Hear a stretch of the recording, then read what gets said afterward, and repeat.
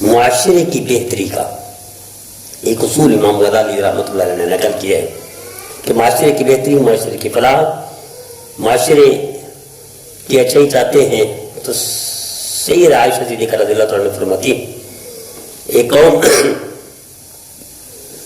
کے نبی پر اللہ نے وحی اتاری کہ آپ کی قوم کے 1,00,000 بندوقوں میں ہلاک کرنے والا ہوں۔ یا اللہ کون کون؟ اللہ تعالیٰ نے فرمایا 60,000 تو فلاں فلاں فلاں فلاں بدکار گناہگار سیاکار ہیں، 40,000 نیکوکار پرہیزگار ہیں۔ یا اللہ وقت کے نبی فریاد کر رہے ہیں، یا اللہ یہ گناہگاروں کا تو چلو ٹھیک ہے عذاب، وہ گناہوں میں ملوث سے نافرمانی کرتے ہیں اور معاشرے کو تنگ کر کے رکھا ہوا ہے، لیکن فرمانبرداروں کو کیوں؟ یا اللہ وہ تو تیرے لاڈلے ہیں، وہ تو تیرے محبوب ہیں۔ اللہ نے فرمایا اے میرے پیارے نبی، یہ جو فرمانبردار ہیں، نیکوکار ہیں، یہ اپنی ذات کے لحاظ سے ہیں، دوسروں کی فکر نہیں کرتے۔ یہ جو گناہگار ہیں ان کی فکر نہیں کرتے، ان کو سمجھاتے ہیں، ان کے ساتھ اٹھنے بیٹھتے ہیں تو ان کے ساتھ اٹھنا بیٹھنا بھی ان کے ساتھ گناہوں میں شامل ہونا ہے، ان کو سمجھاتے نہیں، ان کے لیے تڑپتے نہیں۔ بلکہ امام غزالی رحمۃ اللہ نے ایک اور روایت نقل کی، اسرائیلی روایت، کہ ایک شخص عالم تھا، عابد تھا، زاہد تھا، زندگی بھر عبادت میں گزاری، قریب موت کے توبہ کی، یا اللہ مجھے معاف کر دے۔ اللہ نے فرمایا میں نے تجھے علم دیا، میرے علم کو تو نے اسی لیے سنا کہ صرف اپنی ذات کے لیے، تو نے کبھی میرے بندوں کو نہیں سمجھایا، نہ ان کے لیے تڑپا، نہ دعا کی، ان کی خیر خائی کا کام کیا، نہ ان کو سمجھایا، تجھے میں معاف نہیں کر سکتا۔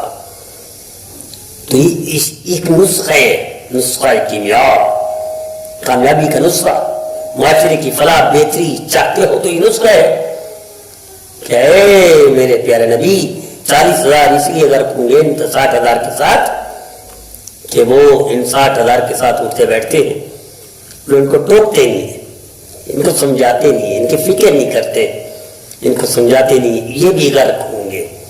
اخروی معاملہ الگ ہوگا، یہ جنت جائیں گے فرمانبردار اور 60,000 جہنم میں جائیں گے، لیکن دنیا میں حالات یہ دونوں ہوں گے۔ تو میرا دی دعائی ہے ہم طے کر لیں کہ ہم اپنی حد تک روزانہ ایک دوست کو ایک گیدرنگ کمپنی میں سے، اپنے دوستوں میں سے، اپنی محفل مجلس میں سے ایک دوست کو اللہ کے رسول کی طرف بلائیں گے، اس کی فکر کریں گے۔ لیکن اگر بلا نہیں سکتے تو دعا تو کریں گے، دعا خود ایک عبادت ہے۔ وہ رہرافت کرنا آیا، وہ نیک نہ بن سکا، وہ اللہ کے رسول کا فرمانبردار نہ بن سکا، دعا خود ایک عبادت ہے۔ آپ کو عبادت کا ثواب مل جائے گا، آپ کو فکر کا ثواب مل جائے گا، اور آپ اس عذاب سے بچ جائیں گے۔ ورنہ اگر آپ فکر نہیں کرتے دوستوں کی اور اپنی گیدرنگ کمپنی کی، اپنی مجلس کے لوگوں کی فکر نہیں کرتے تو آپ بھی جرم شامل ہیں۔ آئیے ہم جرم سے بھی بچے، وہ مجرمین سے محبت کر کے، گناہگاروں سے محبت کر کے ان کے لیے دعا بھی کریں، فریاد بھی کریں، اللہ کے رسول کی اطاعت پر ان کو میل کریں۔ میل نہ بھی ہو سکے تو انشاءاللہ اس میں اخروی درجہ تو ہوگا۔ اللہ مجھے بھی ایسا تڑپنے والا، فکر کرنے والا، دعا کرنے والا بنائے۔ اللہ میرے ساتھیوں طے کر لیں، سارے دوستوں کے لیے، جو نماز نہیں پڑھتے ان کے لیے دعا کریں گے، جو گناہوں میں ملوث ہیں ان کے لیے دعا کریں گے، جو اللہ کے رسول کے باغی ہیں ان کے لیے دعا کریں گے۔ طے کر لیں، کے بعد سارے دوست، گیدرنگ کمپنی کے لوگ، کئی رشتے دار، سب کے لیے دعا کریں گے، اللہ مجھے بھی ایسا بنا، اللہ آپ کو بھی ایسا بنے۔ طے کر لیں، اللہ کے رسول کا فرمانبردار بننا بھی ہے، بنانا بھی ہے۔ یہ نسخہ